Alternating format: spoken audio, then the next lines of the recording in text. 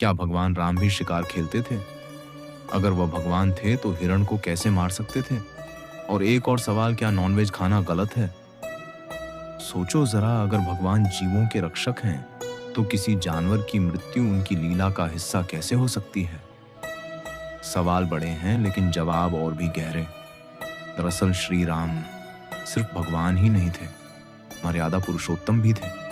यानी उन्होंने जीवन एक आदर्श इंसान की तरह जिया, और उस समय राजकुमारों के लिए शिकार करना मजे लिए नहीं बल्कि सेना की तैयारी और राजधर्म का हिस्सा था।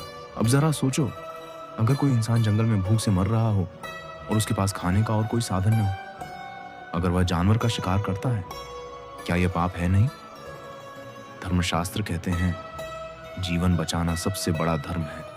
पाप तब है जब शिकार मजे के लिए हो, शौक के लिए हो, या किसी जीव को बेवजह तकलीफ देने के लिए हो। राम जी का शिकार कभी भी भोग विलास के लिए नहीं था। वो तो वनवास की मजबूरी, सेना की सेवा और धर्म निभाने का हिस्सा था। और जहां जानवर असल में राक्षस रूप में थे, जैसे मारीच, वहां तो उन्हें मारना ही धर्म था। अब बात रही नॉनवेज की। अगर किसी देश में खाने का और कोई साधन ही नहीं है तो वहां मजबूरी में नॉनवेज खाना पाप नहीं है।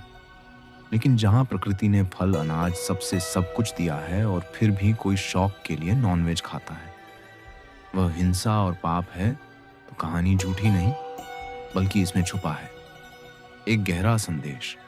भगवान भी जब इंसान का रूप लेते हैं तो इंसान के नियमों से ही चलते हैं। याद रखो, मजबूरी में किया गया शिकार या भोजन पाप नहीं, लेकिन मजे और शौक के लिए किया गया शिकार हमेशा पाप है। यही राम जी की लीला ने हमें सिखाया है।